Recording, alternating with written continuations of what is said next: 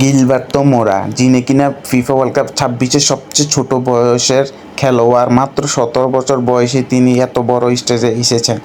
আমরা এতদিন জানতাম লামিন ইয়ামাল হচ্ছে পৃথিবীর ফুটবল জগতে সবচেয়ে ছোট খেলোয়াড়, যে কিনা 18 বছরে উন্মোচন হয়েছে, কিন্তু তার থেকেও এখন নতুন ইতিহাস করে দেখালো ফিফা ওয়ার্ল্ড কাপে মেক্সিকো, যারা কিনা 17 বছরে এই মিডফিল্ডারকে দিয়ে আজকে দারুণ জয় নিয়ে এসেছে। এই 17 বছর তরুণ, তা নিয়ে থাকছে আজকের বিস্তারিত। আসসালামু আলাইকুম, কেমন আছেন সবাই? আশা করি সব বেশি বেশি পারছেন। তো আজকের ভিডিওটা হচ্ছে ফুটবলের একটি টুইস্ট নিয়ে, যেটা হচ্ছে আমরা জানি ফিফা ওয়ার্ল্ড কাপ শুরু হতে হচ্ছে আজকের থেকে, যেখানে কিনা আফ্রিকা পাইছে মেক্সিকো খেলতেছে। মেক্সিকো নিয়ে আজকে ভিডিওটা, কারণ গিলবার্তো মোরা, যে কিনা মেক্সিকার এবং পুরো ওয়ার্ল্ড কাপে সবচেয়ে কম বয়সী, মাত্র 17 বছর বয়সী ফুটবলার।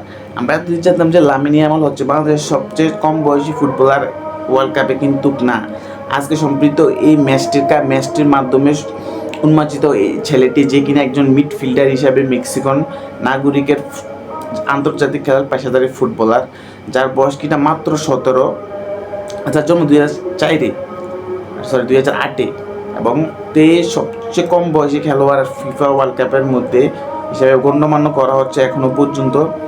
তো এটি হচ্ছে একটি অবিশ্বাস্য মানে এত বড় স্টেজ ফিফা ওয়ার্ল্ড কাপ, পুরো বিশ্বের মাত্র একটি স্টেজ, যেটা মনে করেন ক্রিকেট অন্যান্য যত খেলা আছে সবগুলোর ঊর্ধ্বে ফিফা ওয়ার্ল্ড কাপ। আর সেখানে মাত্র 17 বছরের ছেলের খেলমা আমরা দেখতে পাচ্ছি।